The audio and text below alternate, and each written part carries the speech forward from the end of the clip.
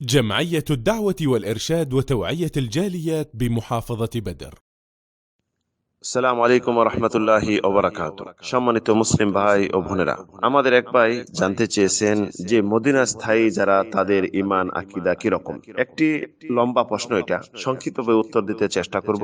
মদিনাবাসী তাদের ঈমান ইসলাম হলো রাসূল সাল্লাল্লাহু আলাইহি সাল্লাম এবং সাহাবী এবং তাবিদের যে ঈমান এবং ইসলাম এবং আকীদা ধর্মের প্রতি বিশ্বাস ছিল, সেরকমই তাদের বিশ্বাস। তারা একমাত্র বিশ্বাস করে মহান রব্বুল আলামিন সৃষ্টিকর্তা, রিজিক দাতা, এই পৃথিবী পরিচালনা তিনি একাই করেন এবং তিনি হায়াত মালিক, জীবনের মালিক, মৃত্যু দেওয়ার মালিক, তিনি সর্বত্র মালিক। এবং মদিনার যারা মুসলিম সত্যিকার অর্থে বিশ্বাস করে মহান রব্বুল আলামিন সমস্ত ইবাদতের হকদার, নামাজ, রোজা, হজ, যাকাত, রুকু, সিজদা, মান্নত, আশা, ভরসা, চাওয়া পাওয়া সবকিছু মহান রব্বুল আলামিন তার জন্য, অন্য কার জন্য করা হলে শিরক, যে শিরক গুনাহ আল্লাহ রব্বুল আলামিন কখনো ক্ষমা করবেন না। এমনই ভাবে মদিনাবাসী যারা তারা বিশ্বাস করে যে আল্লাহ রব্বুল আলামিনের যে গুণবাচক নাম রয়েছে, তার গুণ রয়েছে, যেভাবে তার জন্য উপযুক্ত সেভাবেই তার প্রতি বিশ্বাস করে।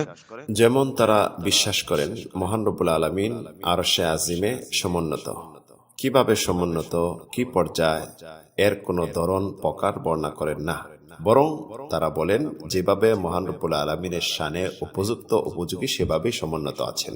এমন ভাবে মহান রব্বুল আলামিনের যে কোরআনে সাব্যস্ত রয়েছে, লাইসা কামিসলিহি শাইউন ওয়া হুয়াস সামিউল বাসির, তার সমতুল্য সমকক্ষ কেউ নেই, তিনি শুনেন এবং দেখেন। এখানে যে অপব্যাখ্যা করে থাকে যে আল্লাহ রব্বুল আলামিনের কুদরত, শক্তি, শোনা এবং দেখা কুদরত শক্তি দিয়ে, তবে মদিনাবাসীর বিশ্বাস হলো অবশ্যই যে শুনে তার শ্রবণ শক্তি রয়েছে এবং দেখে তার দেখার শক্তি রয়েছে, চক্ষু রয়েছে। তো মহান রব্বুল আলামিনের গুণ, অঙ্গ প্রত্যঙ্গ যেগুলি কোরআন এবং হাদিসে রয়েছে, সেভাবেই তারা বিশ্বাস করে। আল্লাহর সাথে যেভাবে উপযুক্ত সম্পৃক্ত, সেভাবেই তার প্রতি বিশ্বাস তাদের রয়েছে। এমনই ভাবে তারা মনে করে যত ওলি আউলিয়া, দরবেশ, পীর, নবী এবং রাসূল, সাহাবী, তাবি, যত ইমাম বুজুর্গ রয়েছে, তাদের কাছ থেকে কিছু পাওয়া যাবে না, তারাই দোয়ার হকদার। তাই তারা কবরের পাশে যে তাদের জন্য দোয়া করে, তাদের কাছে কিছু চায় না।